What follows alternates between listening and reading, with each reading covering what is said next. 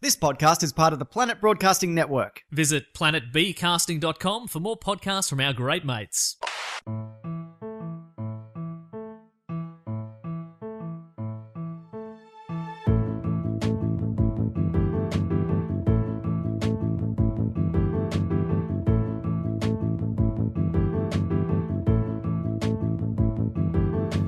Hello and welcome to another episode of Do Go On. My name is Dave Warnocky and I'm sitting in a hot room with Matt Stewart and Jess Perkins. With a hot Matt and a hot Jess. It's so hot. It's hot. It feels like only yesterday we were talking about how hot it is up here. And people love it when we do this. They love it so much. We talk about the temperature of a room you'll never go in last week. I hope you never fucking go in this room. Stay out of our room. Imagine how hot it would be if we had every single listener in here. It's physically impossible, Dave. It's a small room, and there are hundreds of thousands of listeners. Sorry, you mispronounced the word billions. I beg your pardon. I'm being humble. Hundreds and thousands of billions. Yes, thank you. Sorry, not as good as maths. As Matt. At Matt. It's very hot in here. Also very hot. good at English. So good at everything. You're our little golden boy. Oh, it's great to be here. It's great to be a golden boy. It's hot here. You know where else it's often hot? That was the segue I was thinking of. You Matt, fucking genius. What segue was Matt thinking of? Hell. Yeah, great. It's often hot in hell, often hot in Queensland. Oh. Northern eastern coast of Australia, where we will be on December the 2nd at Hayaba, which I assume... Matt, you've been there. Is it air-conditioned? It's air-conditioned. They got great beers there. When I was there was a $5 can special for Young Henrys. Oh. That's a nice drop. A nice drop, yeah. $5. Eh, What a buzzer. no guarantees that's happening on the night of our show. No, but Or it the happened day. in the past. It did, yeah. It has happened. That's it good has to happened know. and will happen again. That's good to know. The Wednesday before we're up there, I'm also emceeing that room's comedy night. Not very cool. Yeah, if you want a double dose of Young Henrys. Of possible $5 beers. And of Matt Bloody Stewart. Oh yeah, sure, I'll be there too. But yeah, there's only a handful of tickets left. Yes, and we would love to sell that handful to you. We genuinely sold out and then found out that we could ship in more seats. Yeah, or like actually hire a company to drop off more seats. It's just so weird. It's so weird. It's very nice. It's very nice. Very nice. That's capitalism for you. You can do anything now. Yeah, you can pay someone to do anything. Yeah. Oh, now I'm thinking about things you can pay people to no. do. Fan us. Oh, that would be good. Imagine having someone in here fanning us. Make you some lunch. Refreshing lunch? Yeah. Cool yeah, lunch. that sounds great. To serve you a scoop of iced cream. Oh, Queen.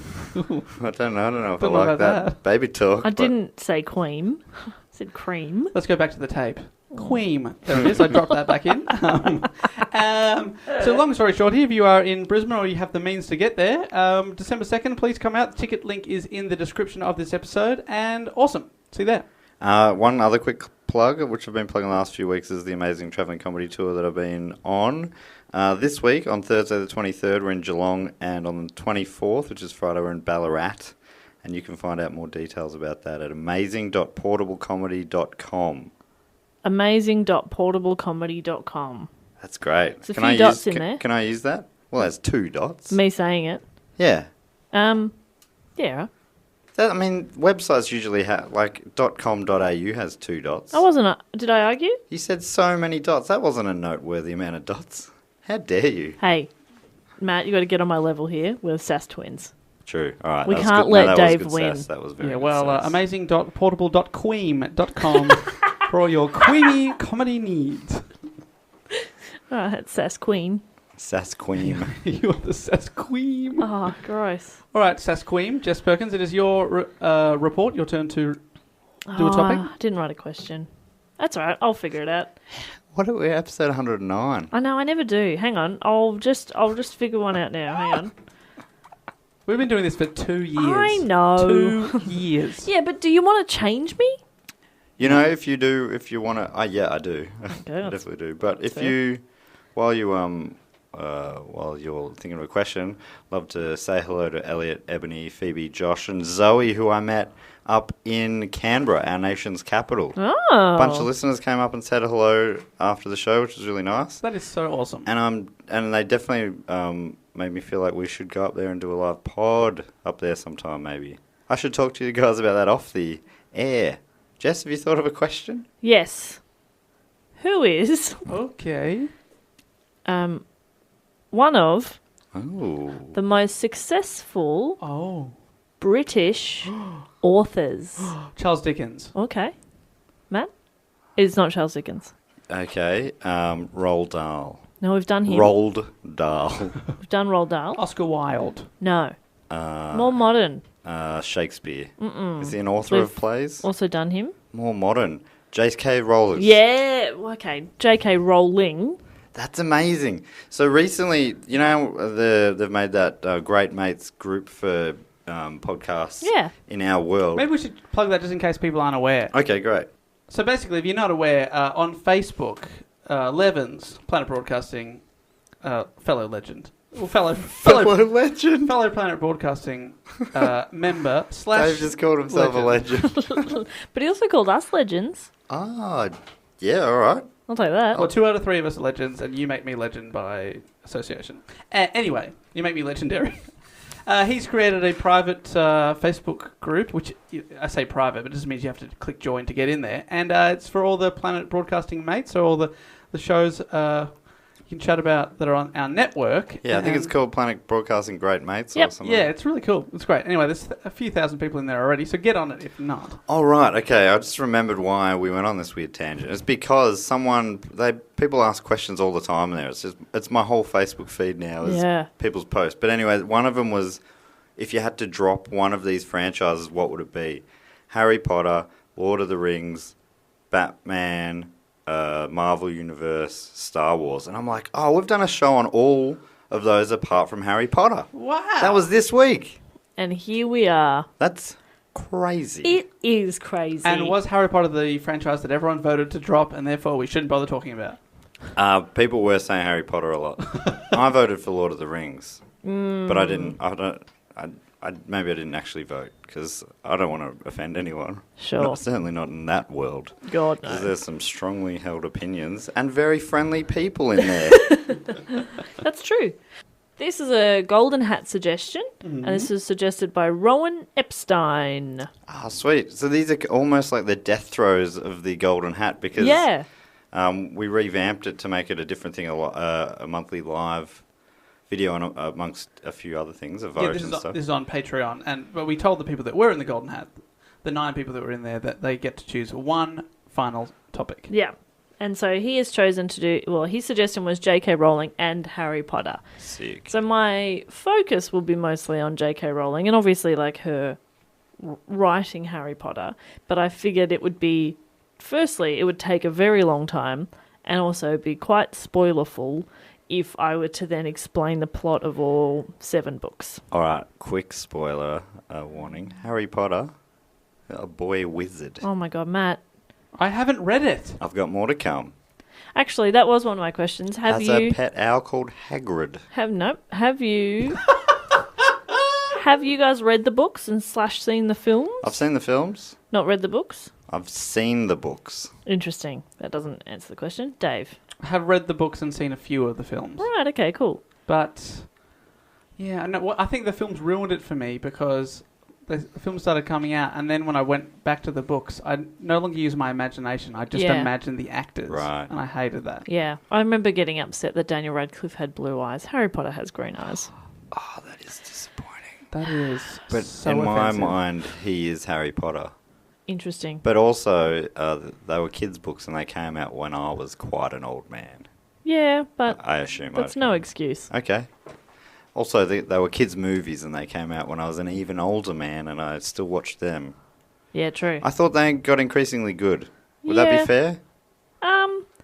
Yeah, I'd probably agree. Increasingly adult, maybe. I've Yeah. heard that, I'm sure. Yeah, I think that's true. Remember when that guy had no nose? Oh, man. That was messed up. Who was that, Matt? I will never say his name. It's Gerald. I think, is it? Gerald from Accounts. Gerald from Accounts. You said it. Fuck. What's wrong with you? Don't I worry. don't know. It's hot in here. Jess will beep that name. Thank Oh. you, Jess, please. I will beep that. Okay, so Joanne Rowling. Spoilers? Hang on, her name is not JK? It's Joanne. Oh, no wonder she goes JK. What? Why? You don't like Joanne? God, you've got... JK is cooler, right? Okay. Yeah, I'm with you. I reckon It's just cooler. I'm going to go out on a limb here. With a K. Yeah. Also the name of the Jamiroquai singer, Yeah, JK. I think. His name's JK. Yeah, that's what everyone calls him. And he wears lots of hats and has lots of cars. I get him. He's my kind of guy. Oh, yeah, he's my cosmic girl. Yeah, he's my little L. Okay, I've literally got 2 words into this Sorry. report so far. Well, let's talk a bit more about the back catalogue of one Jamiroquai. I don't want to do that. Okay. I did not research the back catalogue of Jamiroquai. I could not possibly have known Lazy. this tangent would happen. So you see the letters JK and you don't think of Jamiroquai, one of the Absolutely not. greatest funk acts of the 1990s. No. The Cat in the Hat. Oh, please stop. Oh, this is... Well, I'm ready to be disappointed by this report. This report is a new low. Aren't you always ready to be disappointed when I No, start? never.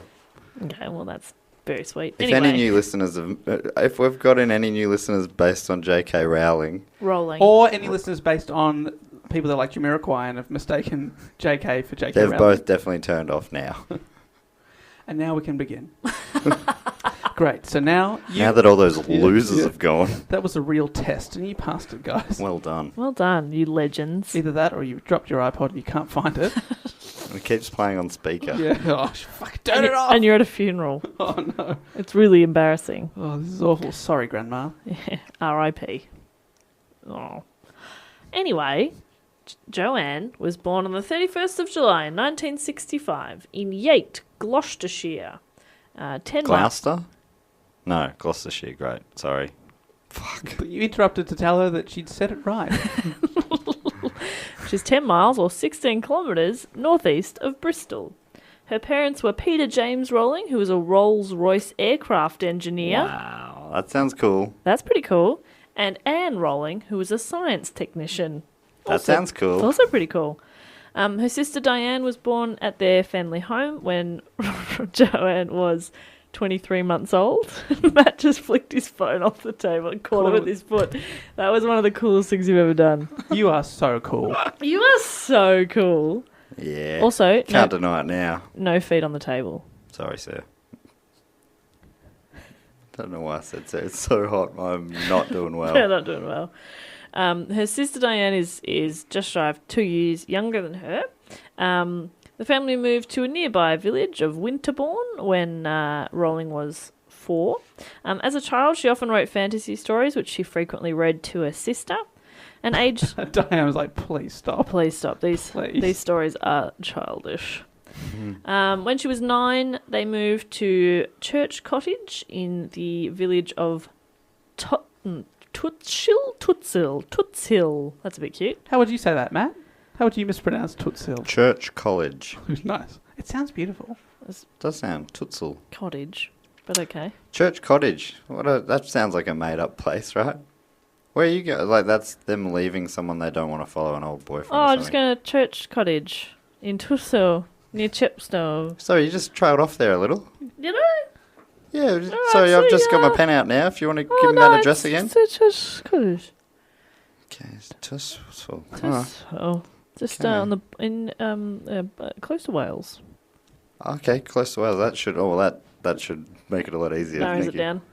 down. She attended secondary school at the Wydene School and College, where her mother worked in the science department.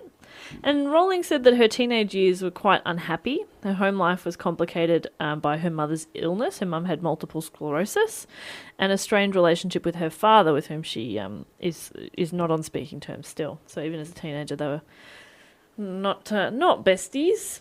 When she was a young teenager, her great aunt gave her a copy of Huns and Rebels, which is an autobiography by political activist Jessica Mitford, which describes her aristocratic childhood and the conflicts between her and her sisters, whose names were Unity and Diana. I mean, how do you name them Jessica, Diana, and then Unity? Yeah, They don't go. that was some sort of a mushroom trip, I reckon, that last one. Well, her sisters, Unity and Diana, were ardent supporters of Nazism, and Jessica was a supporter of communism and eloped with her cousin to fight with the Loyalists in the Spanish Civil War.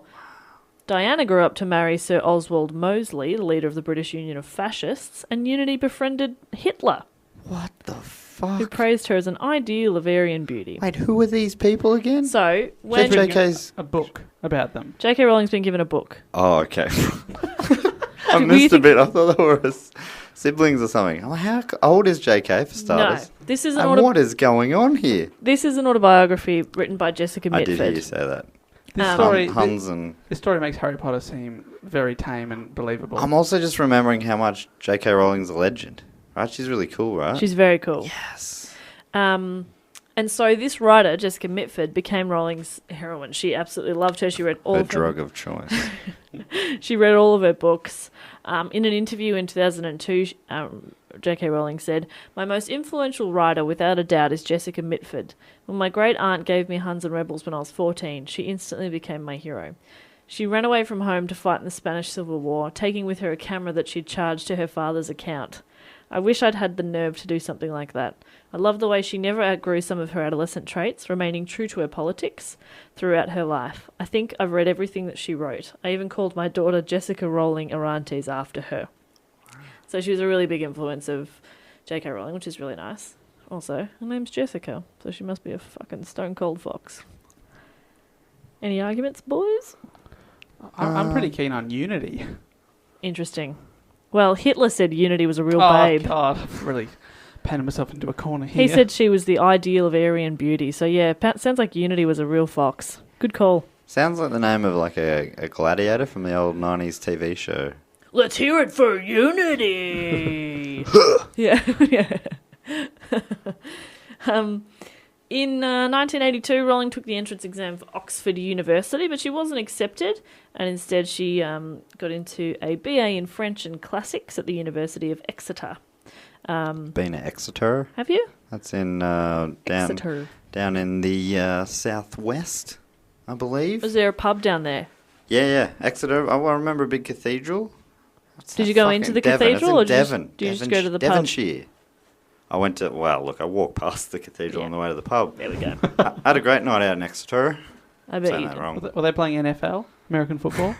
Yeah, hockey, No, ice hockey. I went to see a soccer game near there in Yeovil, just over the border. Yeovil. At home in Yeovil, playing Portsmouth.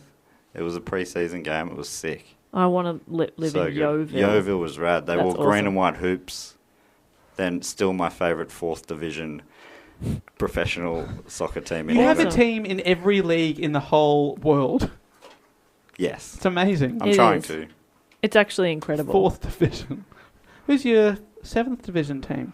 7th division. That'd be the Cockles Schmaltzers. Oh, yeah. The improv's Wow. Jen's still strong.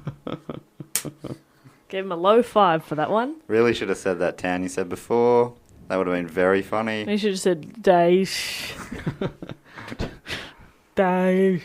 Anyway, Martin Sorrell, who is a French professor at the university, remembers a quietly competent student with a denim jacket and dark hair who, in academic terms, gave the appearance of doing what was necessary.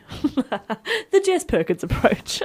That's how I passed university. To me, it sounds like she killed when needed. Oh.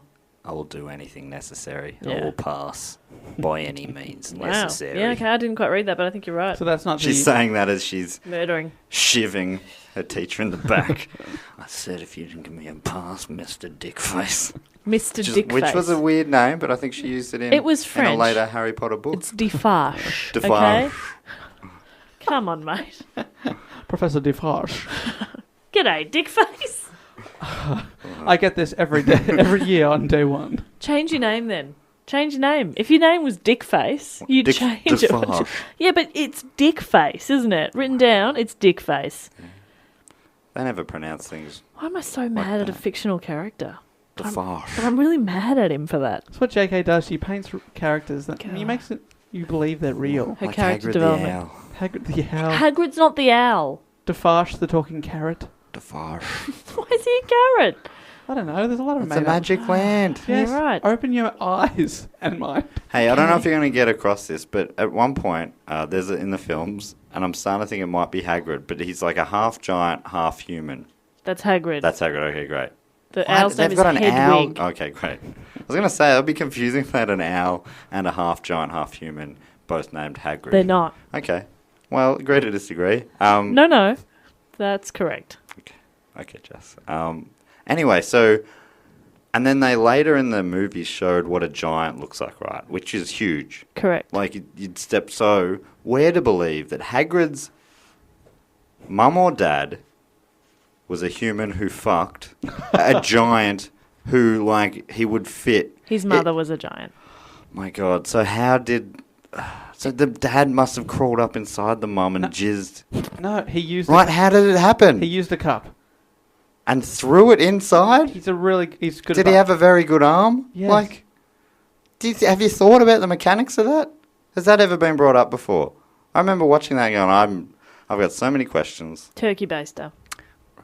Right. But real big. A dragon turkey baster. He had to do a few comes, but then there was enough that she got a giant-sized turkey baster and That's like a domestic inseminated cat herself. impregnating a lion. Yeah, it's like that. Any further questions? No, it all makes sense now. You Thank glad you brought this up? No. It's like a domestic cat impregnating a blue whale.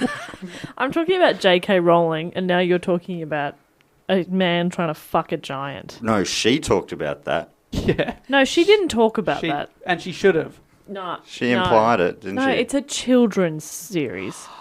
Well, I mean, that's not appropriate, is it, JK? Why not? Jeez, you're very slippery right now, Jess. Because all of the characters in the book would have come from two people who had fucked. Yes, but So only... she didn't go into the origins of every character and their parents' sexual experience. Not at all. As to how they were conceived. No. That is very strange. They're Yes, long books, I but they're mean- not that long. I think that's What lazy. else did she leave out? That's lazy. You got to paint a real backstory for Yeah. me to believe the character exists. So you need to hear about the sex. I need to hear how they were conceived. Oh, Yeah. Thank you. I hate this. I mean, they did it with other children's books. Such Remember as? Spot? Yeah, we all know where Spot came from. Where? What happened with Spot? Doggy style. Seriously, you're not going to do a regret face after that. You don't regret that one at all. It's too hot to regret. I don't think that's a thing. Can I go on? Please. Please. do go. Fuck. So, she was a competent student. She recalls doing very little work, preferring to listen to the Smiths and read Dickens and Tolkien. All right, now she's talking my language. She cool. After a year of study in Paris, she graduated from uni in 1986 and moved to London to work as a researcher and bilingual secretary for Amnesty International. After working at Amnesty International in London, she and her then boyfriend decided to move to Manchester, where she worked at the Chamber of Commerce. In 1990, while she was on a 4-hour delayed train trip from Manchester to London, the idea for a story of a young boy attending a school of wizardry came fully formed into her mind. And as soon as she got home that afternoon, she started writing. So that was in early 1990. In December of 1990, her mother Anne died after 10 years suffering from multiple sclerosis. Rowling was writing Harry Potter at the time and had never told her mother about it. Her mother's death heavily affected Rowling's writing, and she channeled her own feelings of loss by writing about Harry's feelings of loss in greater detail in the first book. I saw an interview with her, and she was like, that was one of my biggest regrets, is that I didn't tell Mum about the book that I was writing. Because look what it went on to become. Yeah. Isn't that crazy? Yeah. That your mum would never, obviously your parents want the best for you, but you would never in your wildest dreams imagine that you would become the wealthiest author on the planet. Yeah. She was seeing it as a secret shame almost. Maybe, or just like a little side project, just a thing little I'm hobby. doing. I don't tell my parents about the podcast. Yeah, but that's because they Because listen. they listen, you don't have to. Don't have to. They're very supportive. They're great people. Hey, John. John. Hey, Annie. God, they'll get a real kick out of that. Do they still listen? I don't know. Do they get through all that bullshit that we've just done? No, they listen. Sorry about the turkey baster. Yeah, come on. Ugh. Anyway, and them doing it is why I exist. Oh, let's talk about Jess. your origin story. I don't want I to. Why need did to. I you- need to know I don't know. I don't know. to I don't need understand to know. how you exist. I don't want to know. Well, when a Johnny loves an Oh, fuck off! Annie. You definitely brought that up. I know, but I was hoping it would end. Anyway, moving on. An advertisement in The Guardian led Rowling to move to Portugal to teach English as a foreign language. She taught at night and began writing in the day while listening to Tchaikovsky's violin concerto. That's how I like to write. Bit of Tchaikovsky in the background, am I right? I love a good concert. Love it. I imagine that you read that, then put the music on and wrote the rest of the report to the music. Obviously. Obviously, pardon me. After 18 months in Portugal, she met a Portuguese television journalist whose name was Jorge Arantes in a bar, and they found that they shared an interest in Jane Austen. They married on 16th of October 1992, and their child Jessica, named after Jessica Mitford, was born on the 27th of July 1993 in Portugal. They work fast, right? So when did they meet? Married in October, had their daughter But when in did July. they meet before the... I'm not sure. Sorry. I find an interest in Jane Austen is probably not enough. To marry and have a kid within Well, weeks. there's no aphrodisiac like Jane Austen. Oh, yeah.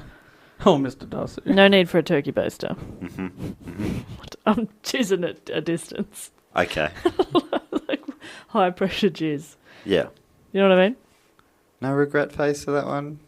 It's too hot to regret, isn't it? Too hot to regret. I get it now. Yeah. Dave, I'm waiting for my lack of regret. today's the day.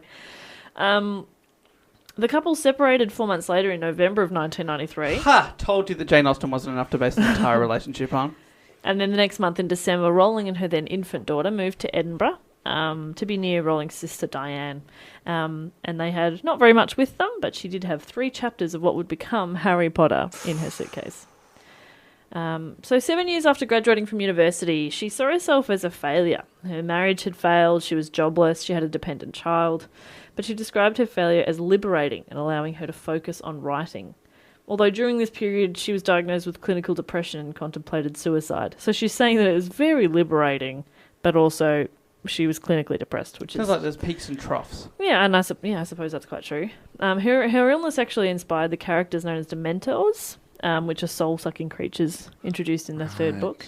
So she kind of based them off depression, which when you think about it, you're like, yeah. That makes sense. That works. She signed up for welfare benefits, describing her economic status as being as poor as it's possible to be in modern Britain without being homeless. So things were pretty tight for her for a long time. Her husband turned up in Edinburgh, much to her horror, and she filed a restraining order against him, and so he returned back to Portugal, and then she filed for divorce the following August, which was 1994.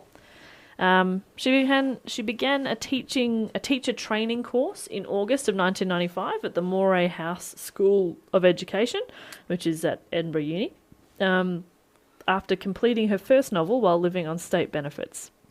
She wrote in many cafes, especially Nicholson's Cafe, which was owned by her brother-in-law, and the Elephant House, whenever and wherever she could get Jessica to fall asleep. In a 2001 interview, she denied the rumour that she wrote in local cafes to escape from her unheated flat. People were like... Oh, right, because I've heard that. Have you? Yeah, she was like, no, it had heating, but... Oh, I thought it was like she couldn't afford the heating, so she had to go to a cafe. Obviously, that romanticised the story a bit. I suppose, yeah, but she said the reasons that she wrote in cafe was that taking the baby out for a walk was the best way to get her to fall asleep. So she would do that, and then while the bub was sleeping, she would sit and write, which kind of works. That sounds like a stressful way to write a book.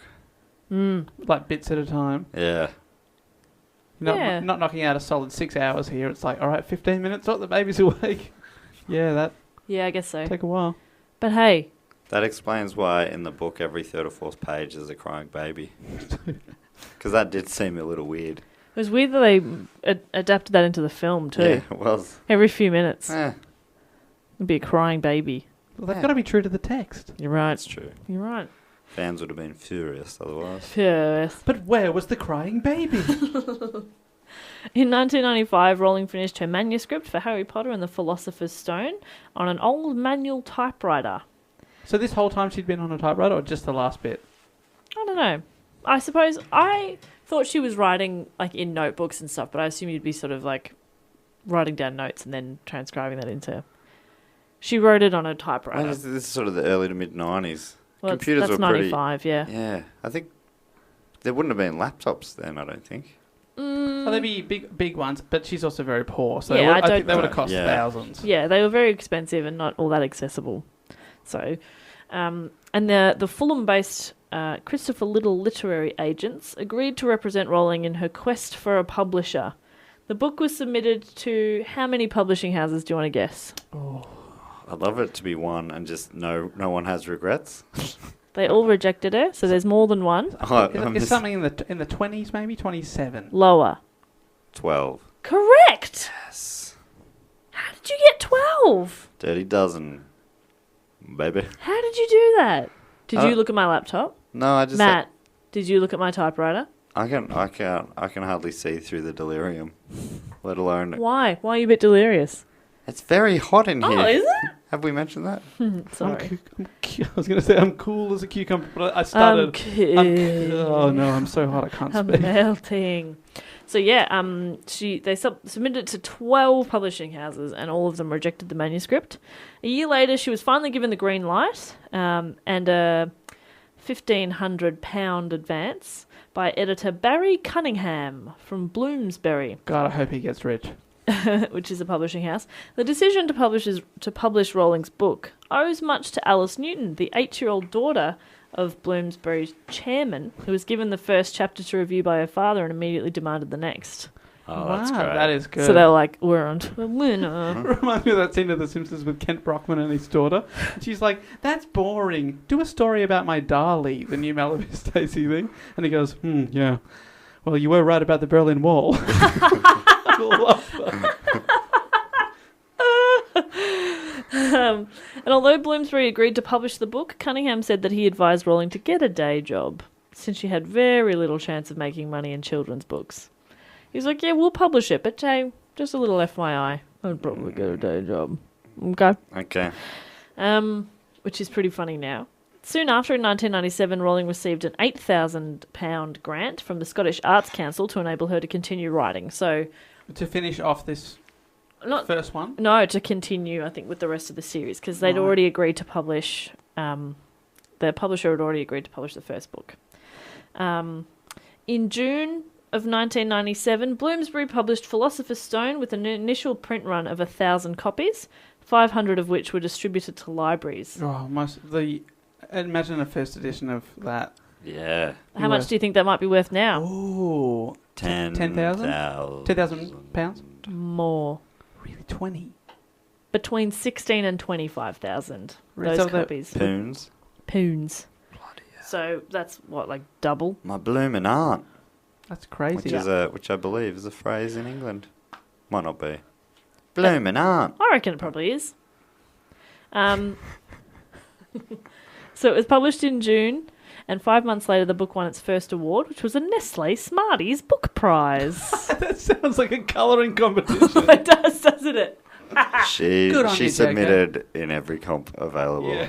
They were like, well, we assume this was written by a 7-year-old, so congratulations. And it's very good. It's very And good it's all for a between 7-year-old. the lines. Can't believe you kept the words in between the lines for 400 pages. Very impressive. The following February, the novel won the British Book Award for Children's Book of the Year, and later the Children's Book Award. In early 1998, an auction was held in the United States for the rights to publish the novel, and was won by Scholastic for US $105,000. Getting better. So she's starting to make some cash Things are looking up. money. I really hope it works out for her. She said that she nearly died when she heard the news that Scholastic... Oh, fucking hell. Imagine that. Yeah. The timing. It's such a rags to riches, you know? And then she almost died when the money was starting to come in. Fucking fuck. They shipped it in by the truckload and she was nearly buried alive. Jesus. It's weird. It's weird that she asked to be paid in cash. It's harrowing. In coins. It was really silly. Not all at once! They're just backing up. Beep, beep. No! Oh, this is so bittersweet. She chokes on coins. I love money. So in October of 1998, Scholastic published Philosopher's Stone with the US title of Harry Potter and the Sorcerer's Stone.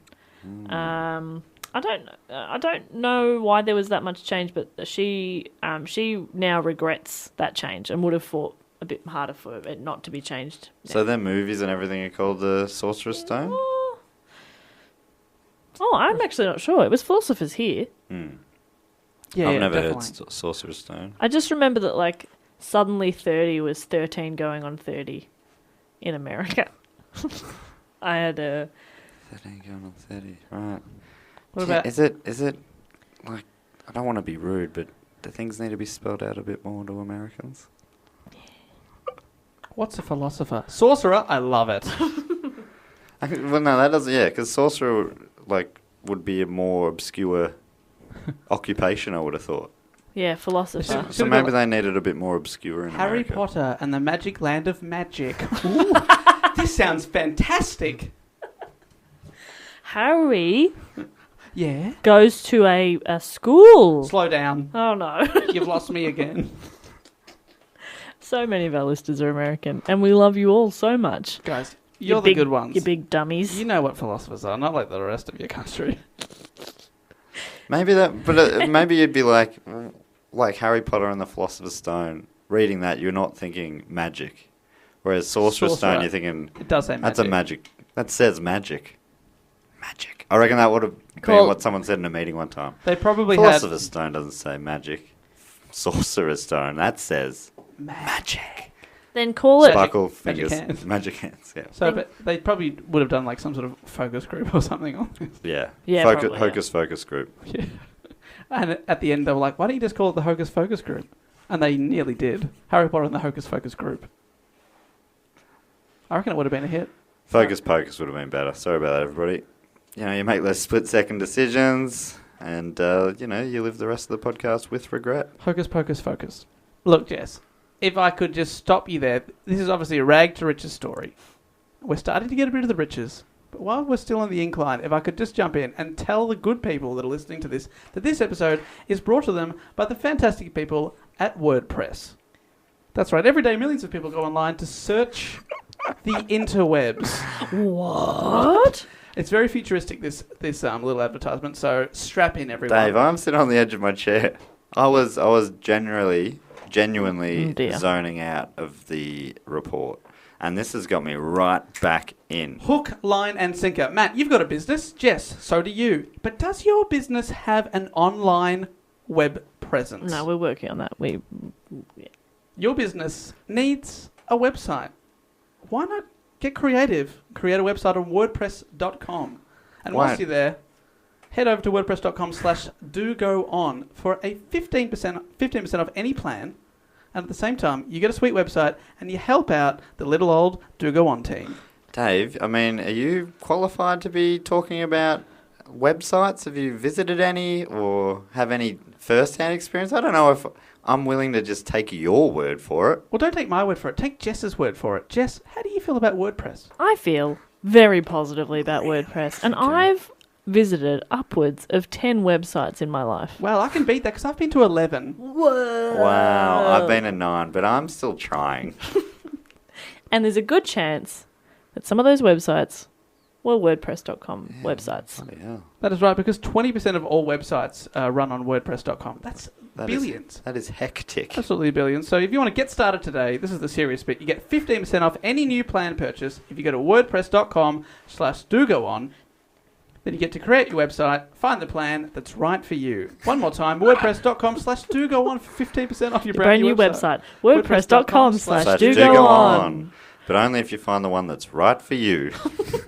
All these people are going on and they're listening to the show, they're like about to buy one. This isn't for me, but I'm going to do what Dave says. Wait, hang on, let's rewind there. He said something interesting. Right for me? This changes everything.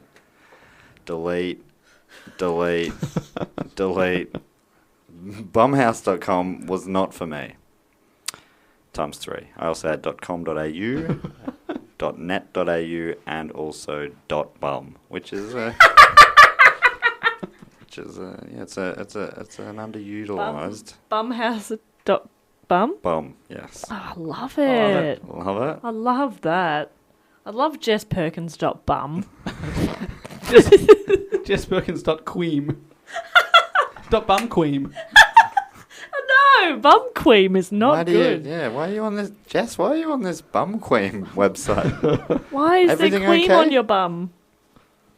Because you got a rash, nappy rash. Anyway, Anyway, Wait, thanks there was a big reveal at the end there before the anyway. Nappy rash. what? I'm going to use a John. Yeah, okay, Ah. that's fair. Anyway, thanks WordPress. Jess, do go on. Oh dear. So first book's out. It's out in America. Oh my god. Its sequel, Harry Potter and the Chamber of Secrets, was first published in July of 1998. And again, Rowling won the Smarties Prize. 2 years running, baby. Has that ever been done? Oh, she goes one further. Can I just ask, what do they call it in America? M&M's. The Chamber of M&M's. Oh, the book. Still the Chamber of Secrets. They called it the Chamber. They didn't call it like the Cave of Whispers. The cave of shh. Shusha. The cave of shushes. I think Chamber of Secrets was pretty idiot-proof. I don't know. In America, chamber means part of your gun. Ah, there's lots of secrets in there. Harry Potter and the Gun Chamber of Secrets. Shh. Yeah, just someone whispering into their gun. Shushing the smoke away. Nah, good on you. I love guns too. Well done, America. Pew, pew.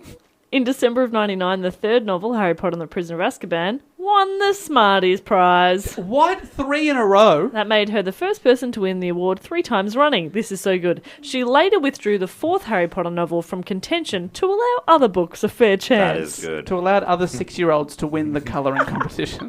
Yeah, good on you, JK. That is so good. So in January of 2000... Can I just... That is extremely nice, but also extremely arrogant at the same time, because you just assume you're going to win. Yeah. Oh, yeah, this is definitely going to win, so I'll withdraw that to give you a shot. Well, I just think that's sharing the love. Sharing the love. You know? Okay, well, I'm going to withdraw this podcast from the upcoming Academy Award nominations. No, Dave. Because Dave, no. I'd like to give everyone else a shot. David, no. No, We need that publicity. You want that? Yes. We need that Golden Academy Award. We need it. Okay. I'm sick of seeing all of Auntie Donna's awards in their office. They've got so many. They've got so many awards, all these plaques. They don't have any Oscars. Not a single Oscar. They do have It's embarrassing, actually. a signed, framed photo of me in their office, Oh. which I put there. We don't have that in our office. Yeah, What, Or we don't have an office. we don't have an office I believe it used to be called the EGOT. Now it's the GGOT. because you get a You get the Emmy, the Grammy, the Oscar, the Tony. You get the signed photo of Jess. Yep. Suddenly you've got. Yep. You're all 5. So the J is pronounced G. Yep. Matt, it's show business. Don't question it. Yeah, come on, man. Don't Sorry, I question felt dumb as showbiz. soon as I questioned You show fucking business. idiot.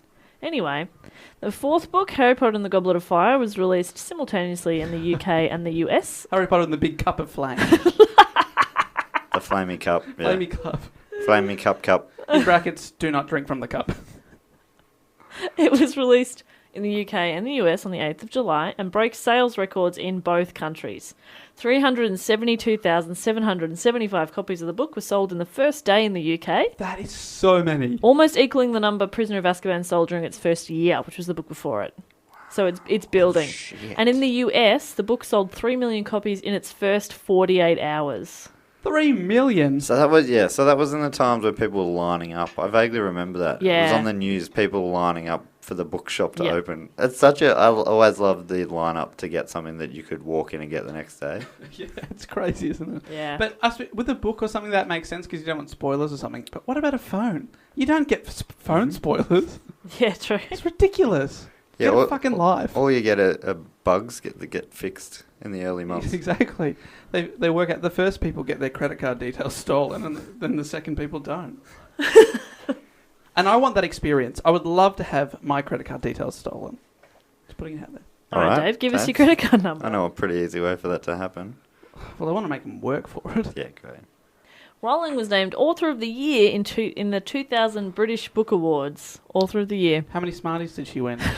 A lifetime's achievement. Wow. A lifetime amount. So it's like, please That's stop bloody submitting good. your books. Yeah. Just have all the Smarties you want, which are like M&M's for anyone out there. Yeah, but I don't like Smarties. So all the Smarties you want would be like one of those little tiny packets, and I'd probably give it to a friend. That for you, that's a lifetime supply. Do either of you like Smarties? Yeah. Okay, then I'd give them to you. I used to. I mean, they're thinner, but I think M&Ms are better. M&M's are better. More I'm chocolate in definitely- them. I'm definitely on team M&M, Yeah. Nah, Smarties can fuck off. but I'll eat them. Nah, I won't. If you said, do you want a Smartie? I'd go, nah. It's interesting. Yeah. Skittles, on the other hand, holy shit, get them Taste in the me. rainbow. Get them in Fruit me. flavour. My mum won't let me have them still. Why? I get real hyped. Oh, that's awesome. Let's get her a pack. Orange, lemon, lime. Mix them in. You create a new flavour. What's it called? That was an old Skittles ad where you go, you can make up any flavours, and they're putting different varieties in their mouth. That is fun. Orange lemon lime, they called it. Like they made portmanteaus of the words. They didn't even give it a new name. No, They just I would have called mine Greg. Taste Gary, who am I kidding? Yeah, it would have been Gary. Taste the Greg. I don't want to taste the Greg. Taste Greg. Get out of my mouth, Greg. Ew. Why is Greg in there? Stop it, Greg. I'm just imagining a guy with his hand in your mouth. Get out of my mouth, Greg. Yeah. Taste my green finger. Oh, Greg. God, David. I mean, it does taste nice, like all the citrusy goodness, but... Still, get that checked. Anyway, a wait of 3 years occurred between the release of Goblet of Fire and the fifth Harry Potter novel, Harry Potter and the Order of the Phoenix. People must have 3 years. not known what to do. You've lined up on day one, read it in a day, and now you have to fucking wait 3 years. That's a long time. But Dave, do you want to give it an American name? Order of the Phoenix? Order of the Flame Bird. No, just Flame Bird. Yeah, it would have been chicken and chips, please. Order. Yep, I get it. Chicken is a different kind of bird. What about Threw chips in there as a bonus. Group of the Fire Chicken? Yeah, Group of the Fire Chicken. Fire chicken. We all belong to the Fire Chicken. We are the Fire Chicken. It's a cult. This gap led to press speculation that Rowling had developed writer's block, speculation that she denied. She said that writing the book was a chore, that it could have been shorter, and that she ran out of time and energy as she tried to finish it. Oh, so she's not happy with that one? Yeah, maybe, yeah. Is that saying... Do you have a general idea of how they were received overall? Like, is there a one that's known as the classic or anything like that? For me, number 5, the start is very boring. Okay. It is. It's just a lot of them hiding out in a thing, and they just... Like, it's just 250 or 300 pages of not much happening. Which one was your favourite? Number 3. Me too!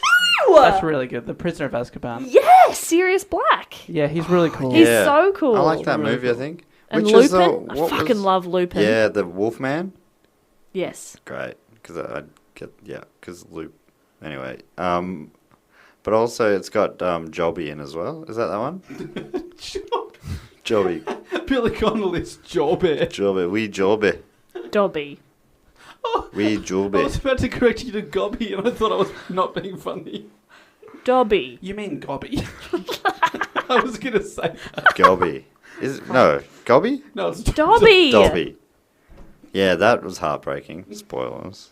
Potentially. That was number 5. Oh, that was 5. Oh. Is that But 5? he came about... might have been 6. Anyway, this doesn't matter. I know, I find him irritating. In the films especially. Just sort of want to kick him into like a cave and seal the door. That's my thoughts on Dobby. That is going to have some unpopular... People like him. Yes, people He's love so Dobby. I thought he was the Jar Jar Binks of Harry Potter. Really? I'm so sorry. I'm so Dobby. I'm so Dobby.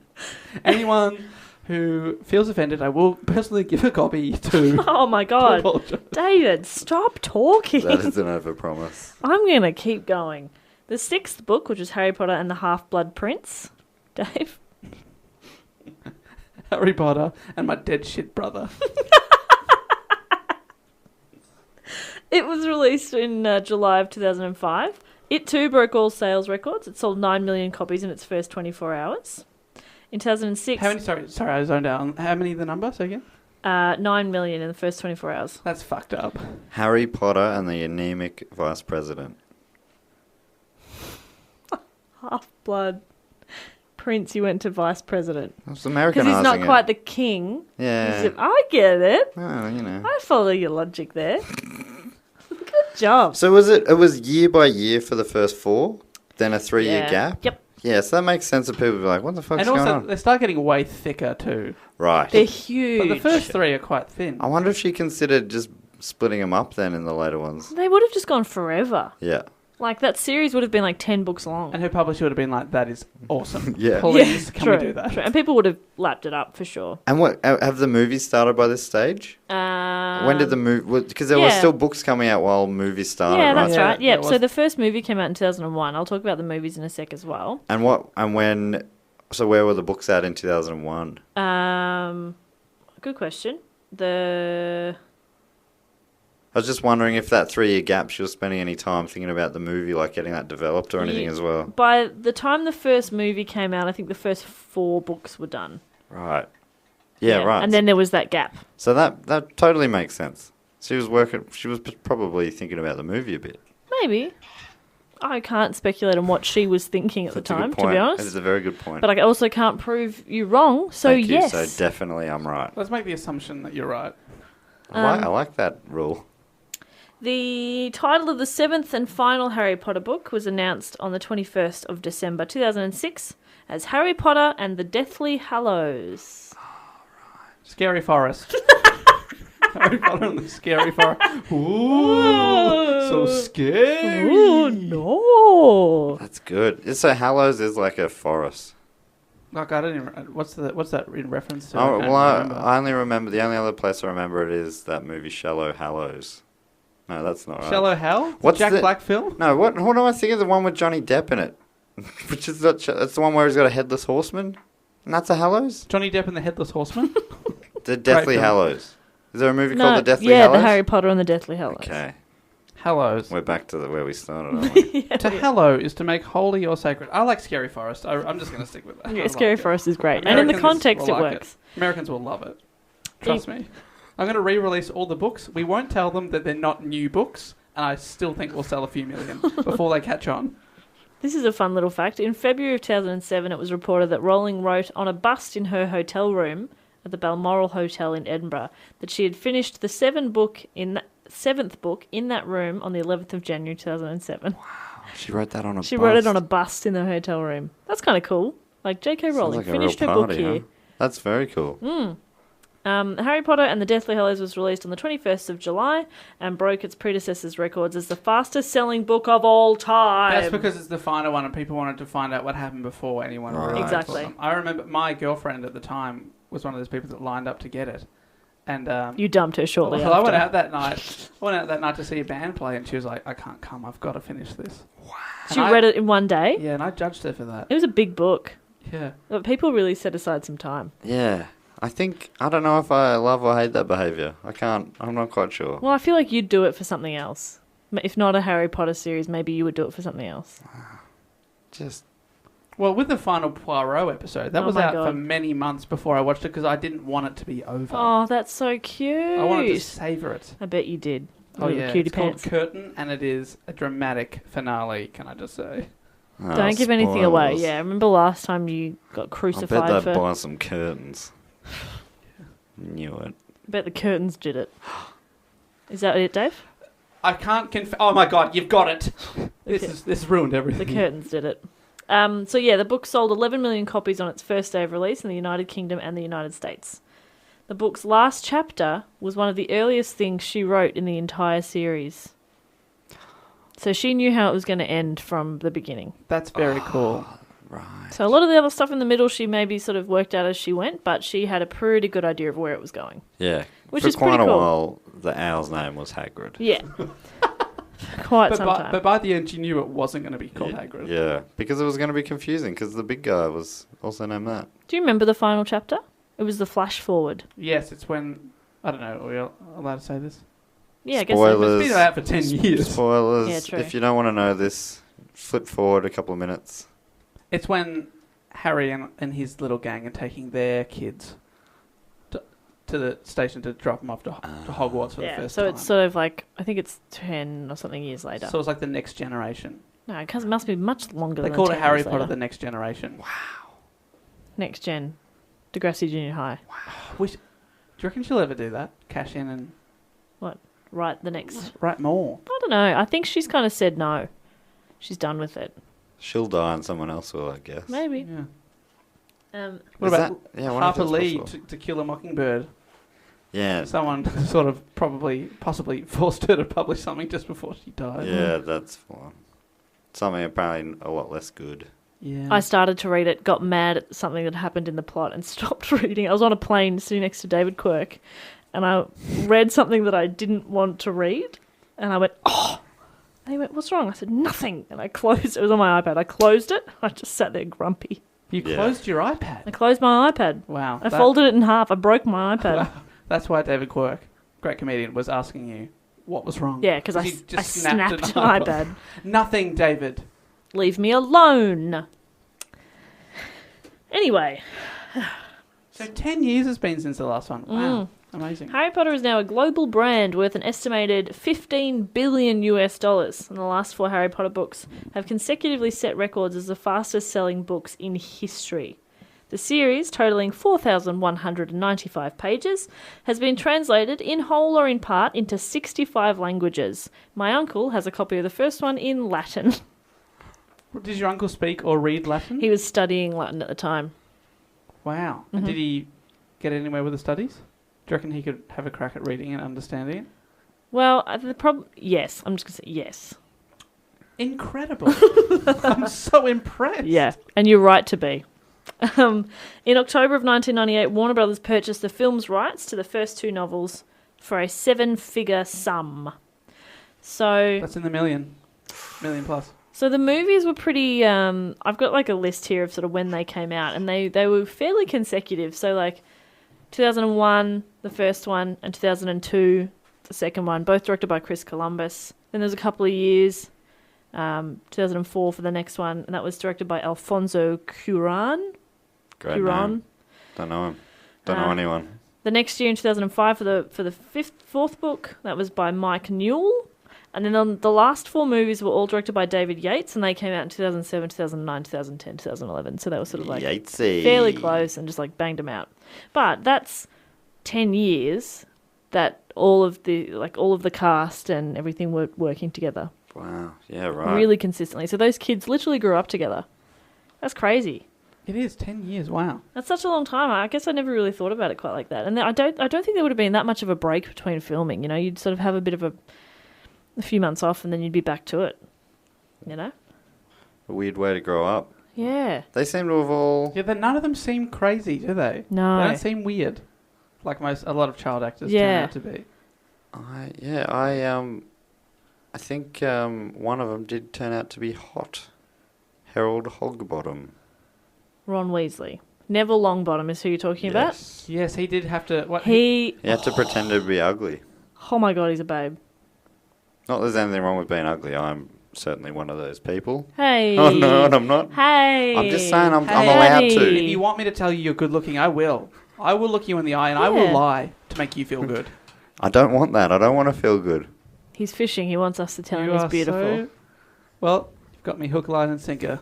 You are a beautiful man. You are the most beautiful man in that corner of the room. Oh, Jess.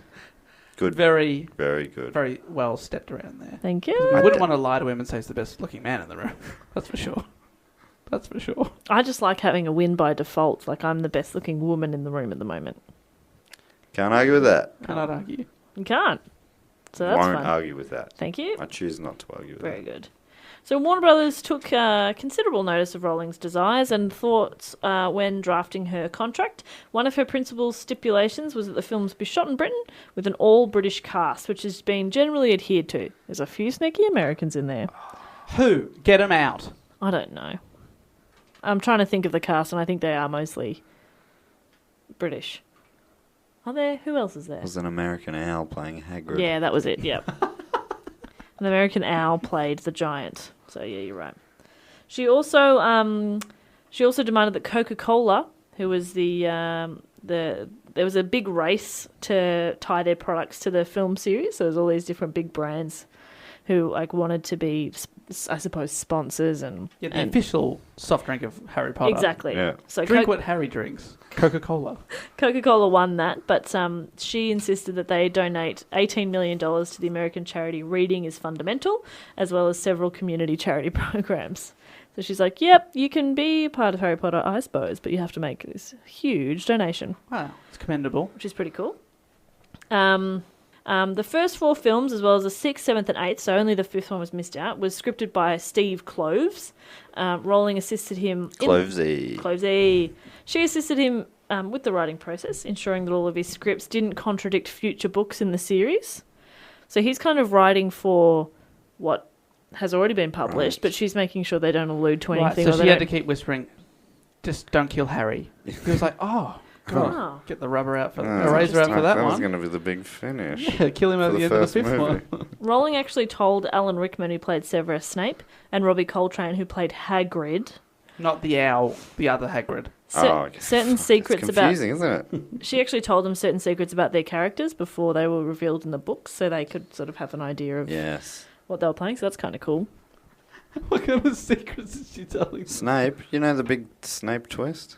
She told him that ahead of time. I remember hearing that. Maybe in the research for my Snape episode. Oh, A yeah, while of back. course, yeah. So we have a whole episode devoted to the life and times of Alan Rickman. Alan Rickman. Oh no. Lost it?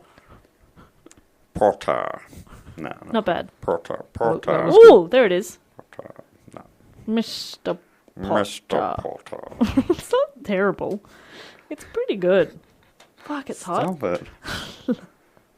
Daniel Radcliffe, who played Harry Potter, asked her if Harry died at any point in the series. Rowling answered him by saying, "You have a death scene," thereby not explicitly answering the question. Because Harry does kind of die. His follow-up question, does Harry Potter have sex at all during these books? You have a sex scene. Oh. You're in the bed, one over in the dorm. It's brutal. Yeah, it is super awkward. He's lying there while Ron's getting it on. Just like fingers in his ears. Oh, no. La la la la la la la la la. Not When happening, will not it happening, not stop?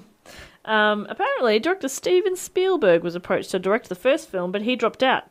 The press had repeatedly claimed that Rowling played a role in his departure, but she stated that she had no say in who directed the films and would not have vetoed Spielberg. Because he would have done a fucking great Because job. he's Steven fucking Spielberg. Yeah. Steven? Like he always Steven does. He's Spielberg. Steven's fucking He's Steven. Steven fucking Spielberg. Did they fire him because he just rocked up drunk to the set? Yeah. I'm Steven fucking Hello, I'm Steven fucking Spielberg. Do you think Huh? he looks at himself in the mirror in the morning and goes, "You're Steven fucking Spielberg"? It would be a shock when you wake up, I reckon. Can you imagine being introduced to him and somebody's like, "This is my friend Steve"?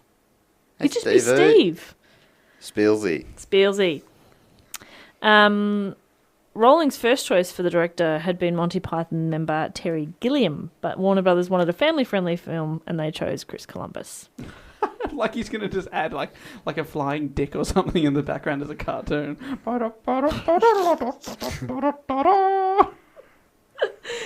Rowling had gained some creative control of the films, reviewing all of the scripts, as well as acting as a producer on the final two-part installment, Deathly Hallows. Now, just a little bit to follow up on her post-Potter life, if I may. Yes, what is she doing? She's just pottering about? Oh, David, stop it. Regret it. Regret that, you son of a bitch. It's too hot. It's too hot to regret. God, what a carefree world we live in now. It's Great being hot, like you just have no standards. I don't give a shit. Don't edit this, Jess. Leave it all in. It's all gold. hot gold. Melted gold.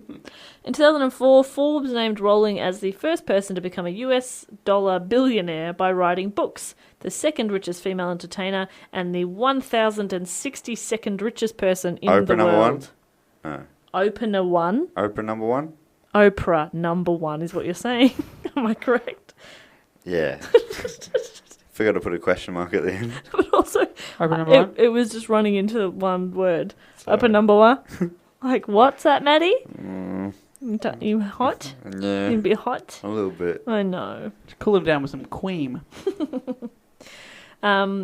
She actually disputed the calculation and said she had plenty of money but was not a billionaire. I love her. Yet. The 2016 Sunday Times Rich List estimated Rowling's fortune at $600 million, ranking her as the joint 197th richest person in the UK.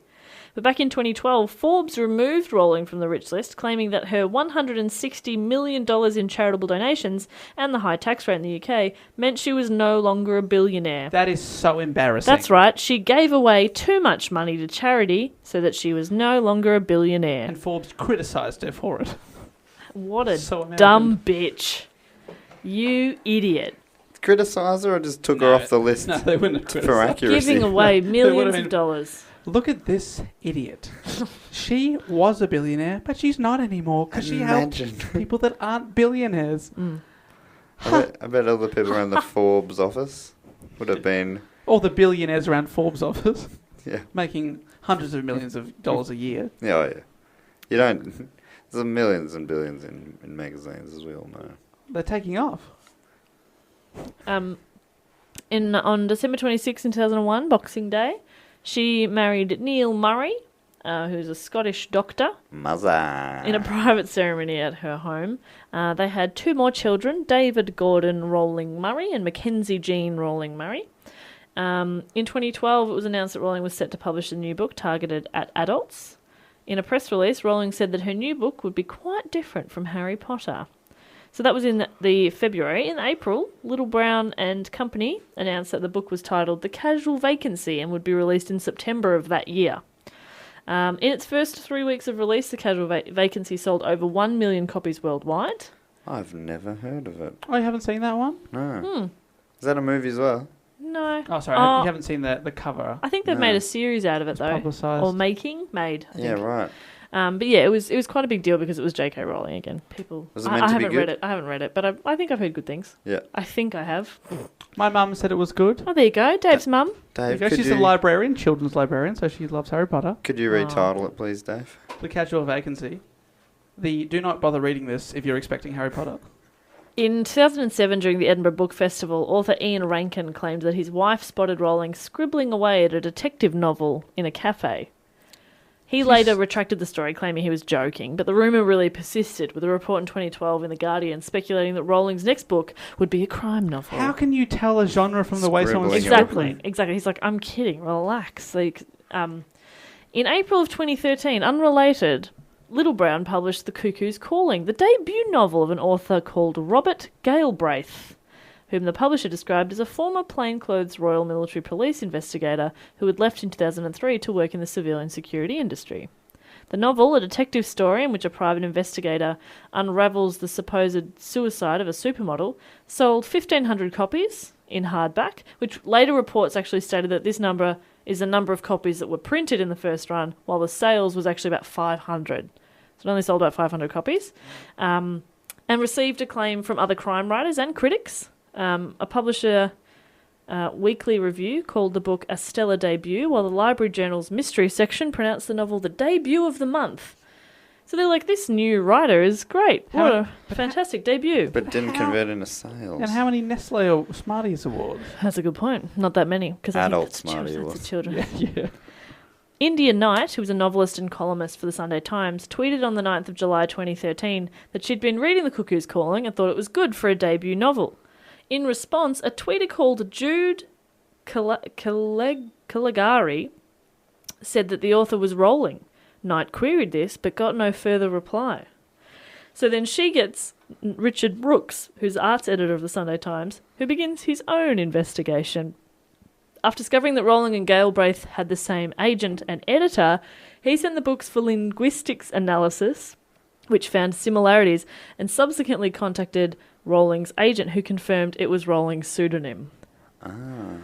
So if you're going to have the whole story, then why end up just admitting it straight away? Yeah, I know. But within days of it being revealed that she was the author, sales of the book rose by 4,000%. Okay, I think that's possibly part of the reason. Yeah, they went, all right, we have lost a lot of money on this book, JK. Possibly you could admit that it's you. Yeah.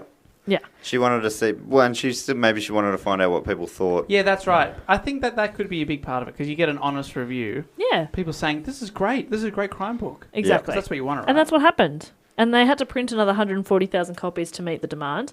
And... bullshit. I reckon she had them in the back shed, and she was looking at them going, this is too many. She said she really enjoyed working under a pseudonym. On the her website for Robert Galbraith, she explained that she took the name from one of her personal heroes, Robert Kennedy, and a childhood fantasy name she'd invented for herself, Ella Galbraith. Soon after the revelation, Brooks pondered whether Jude Caligari could have been Rowling as part of a wider speculation that the entire affair had been a publicity stunt. Some also noted that many of the writers who had initially praised the book were within her circle of acquaintances. Oh. But all of those people said, we didn't know. Right. That's interesting. It's funny that they're saying that the tweet came from JK. It's like, why not from someone else at the like a publishing house? Publisher, Yeah. her agent. Like literally anyone. Yeah. Anyone that has a stake in the book. Yeah. As it turns out, Judith, or Jude, Caligari was the best friend of the wife of Chris Gossage, who was a partner within Russell's solicitors, who was Rowling's legal representative.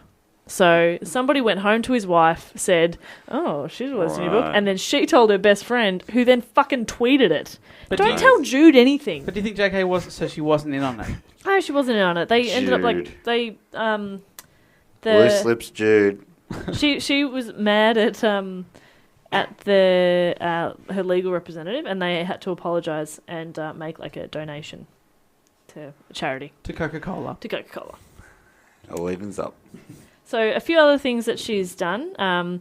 She was a single parent for a long time to her daughter Jessica, and she's now president of the charity Gingerbread, which is originally one-parent families. Having become their first ambassador in 2000, she's now the president. In 2005, Rowling and MEP Emma Nicholson founded the Children's High Level Group, which is now called Lumos. To further support the group, Rowling auctioned one of 7 handwritten and illustrated copies of the Tales of Beedle and the Bard, a series of fairy tales referred to in Harry Potter and the Deathly Hallows. The book was purchased for £1.95 million by an online bookseller. What the It hell? was bought by Amazon, becoming the most expensive modern book ever sold at auction. That's fantastic. That's ridiculous. Great for charity, but Yeah. that's an extreme Basically a amount of money. donation and a bit of publicity for Amazon, I guess. Yeah. Here's one thing I like as well. Rowling has contributed money and support for research and treatment of multiple sclerosis because her mother obviously suffered for a long Ties in time well. before It's her death. The big MS thing over here is the readathon, probably internationally. Yeah. So when I was a kid, Yeah. MS readathons were big time. And in 2006, she contributed a substantial sum towards the creation of the new Centre for Regenerative Medicine at Edinburgh University, which was later named the Anne Rowling Regenerative Neurology Clinic after her mum, That's very which is really nice. And to finish up, I have a couple of fun facts. Before we finish this, the only other books that I knew, I didn't know about all these other ones, which I found really cool. But do I not remember recently there was something about a suitcase of unknown creatures or something? Fantastic Beasts and Where to Find Them. that Yes. Is that her? No. Literally Yeah. about to talk about it. Sick, right? Great. Yeah. So in September of 2013, Warner Brothers announced an expanded creative partnership with Rowling based on a planned series of films for Fantastic Beasts and Where to Find Them. So the first film, which was scripted by Rowling, was released in November of 2016, so last year, and set roughly 70 years before the event of the main Harry Potter series. And there's going to be another, the series is going to consist of 5 films. There's another 4 films. One's coming out next year. How did it go? I think pretty well. I haven't seen it, but I think it did well. Yeah, it just seemed like it wasn't a phenomena. Yeah, I think the Harry Potter hype Phenomenon. has sort of calmed down a bit by now. Right. Oh, people still line up to when she released the play, the text. Yeah, it's true. People lined up to buy The it. Cursed Child? Is that the one? Yeah. Although she writes under the pen name J.K. Rowling, her name before her remarriage was just Joanne Rowling. She doesn't have a middle name, but anticipating that the target audience of young boys might not want to read a book written by a woman, her publishers asked her that she use 2 initials rather than her full name. And she had no middle name, so she chose K for Kathleen from her grandmother. So yeah, that's my report on J.K. Rowling. Great stuff, Jessica Perkins. Thank you, David Great Warnocky. stuff.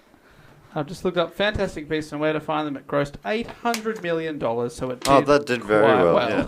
That's Very well. cute, isn't it? That is a cute amount, but that would be nothing on the others, but still very good. Nothing on us. We're making easily that.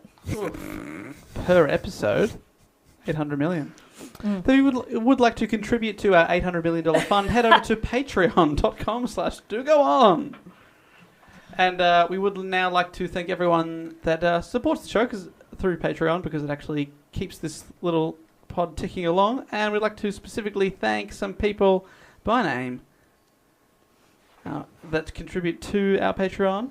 Matt, would you like to thank a couple of people before we wrap this up? I would. I'd love to thank everyone, to be honest. But if you want me to drill down even more specifically than that, I'd love to thank everyone who listens. And Dave's going to give them a Harry Potter title for Americans. Oh, great. Okay.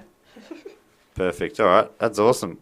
I think from memory, this is the first Lebanon listener Patreon that I've thanked. Rani Tabri. In Lebanon. In Lebanon. Isn't that cool? So So Rani cool. Tabri and... The Magic Cat. Wow. Often confused with the sequel, The Magic Hat. Rani Tabri and the Magic Hat. Yeah, so there's The Magic Cat. Was it just the two, or was there a trilogy there? There's a planned trilogy. Okay. But they haven't got there yet. Do you know any sort of insight into what the third? The Very Magic Cat. There's options there. There are, Magic Matt. there's. No, it goes Rani Magic Tabri, Splat. Rani Tabri and the Magic Hat, Rani Tabri, Rat. Rani Tabri and the Magic Brat. Cat, Rani Tabri and the Magic Hat, and then Rani Tabri and the Very Magic Cat. Look, they're not very good at marketing in Lebanon, okay? It's very But these are for confusing. America. Yeah, well, they're marketing from Lebanon to what they think Americans want. Thanks so much, Rani. That's That's so a real cool. thrill for us that Yeah, it's lovely. Thank you. tuning in from Lebanon. That is real bloody cool. I'd also love to thank from Williamsburg, Virginia. Oh. Well, Virginia is a place that seems to come into stories on this show relatively frequently. I'd love to thank Tyler Reeves, who's got a real superhero. I can picture him as a quarterback for sure, Tyler Definitely, Reeves. Definitely. He's got a great arm on him, I reckon. Tyler Reeves and the... Small donut. I mean, they're not... I mean, what's They're this pretty story good. about? And it's in a magical world? Yeah, it's a fucking magic donut. Can I go now? But the donut's it's Small small. magic donut. I mean, the magic in it's big, but physically it's a small donut. Do you want to I go, mean, Dave? the Look at Philosopher's that. Stone wasn't huge, was it? No, you could carry it. And You could put it in a small paper bag. Like a donut. we don't know that the Philosopher's Stone wasn't a donut. Yeah. It goes well with coffee. Like a donut. 2 for 1 special. That's laughing. We've definitely lost our minds. Can I go? Can I It's go? not a good sign of Matt laugh. But thank you so much to Tyler in Virginia. Tyler and Rani. Let me go. Oh, you can go, but there's no way you're going to do better than Tyler and Rani. I would like to thank, from Castle Hill in New South Wales, Ben Campbell. Ah, Ben Campbell and the... captain's chair.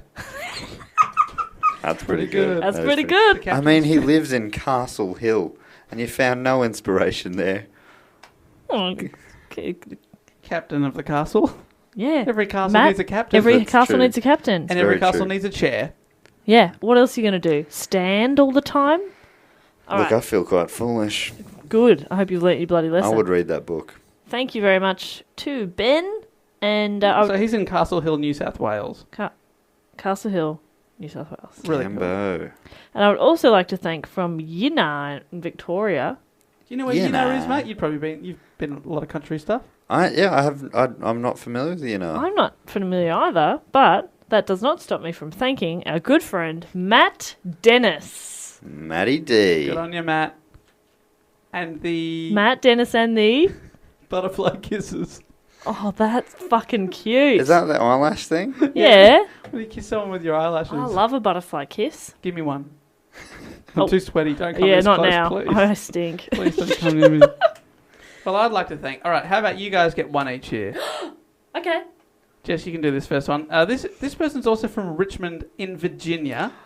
There's Ooh. Richmonds around the world, but that's amazing. Virginia is a real hotspot So for us. We so might that's have to do a live show in So Virginia. Tyler was from Williamsburg, Virginia, and I looked it up. Richmond, Virginia is only 50 miles away. They could be friends. Isn't that cool? They should be pen Hopefully they are. pals. Cara Michael from Richmond, Virginia. Thank you so much. Cara Michael and the... Wooden clock. Ooh, sounds magical. That does sound mad. I've got questions. Is it all wooden? Like are the mechanical parts wooden? Yeah, it's all wooden. That sounds great. I'd read that book too. I just looked up, it's in Gippsland. It's near Morwell, Ah, Traralgon, Moe, the Hazelwood power plant, that kind of area. awesome. I once went to the Hazelwood power plant on its open day, got a little show bag. It included a piece of coal. Are you kidding? I got photos there wearing a hard hat as a little kid. Thank God we don't have any radio like nuclear power plants. You go, This is an open day. There was a family. Why? We went as a family. We were obviously not very wealthy. I know the affluent East doesn't do stuff like that, No, my parents took me to Disneyland. Yeah, exactly. Do you reckon they give out You coal guys at went to Disneyland? Disneyland. I went to Gippsland to go to a coal factory. And you got a piece of coal. There you go, sport. Have fun with it, your new toy. Mum, am I going to get a Christmas present? No, that's it. That's it, man. That is your Christmas present. And who else we got?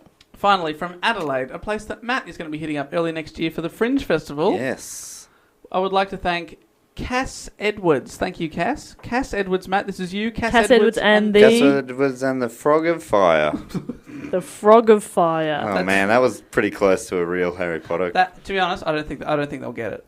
I don't think they'll get it. All right, how would you Is the frog on translate fire? that? Of fire? No, it's from fire.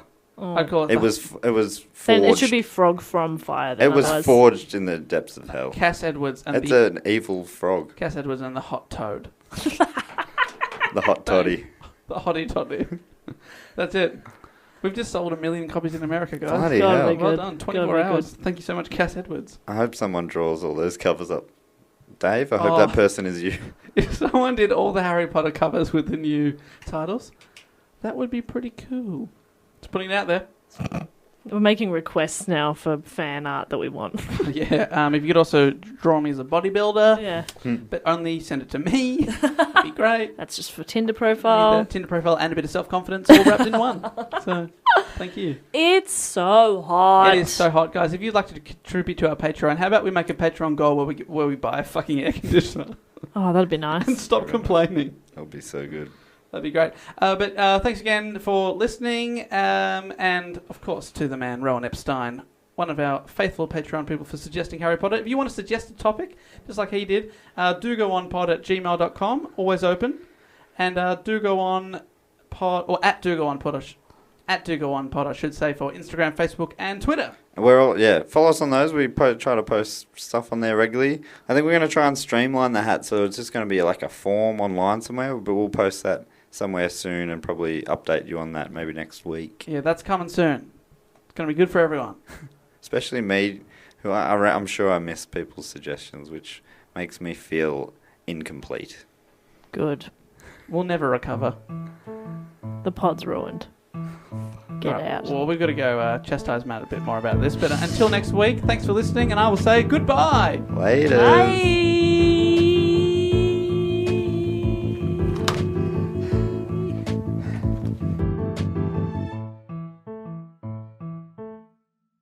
This podcast is part of the Planet Broadcasting Network. Visit planetbcasting.com for more podcasts from our great mates. I mean, if you want. It's up to you.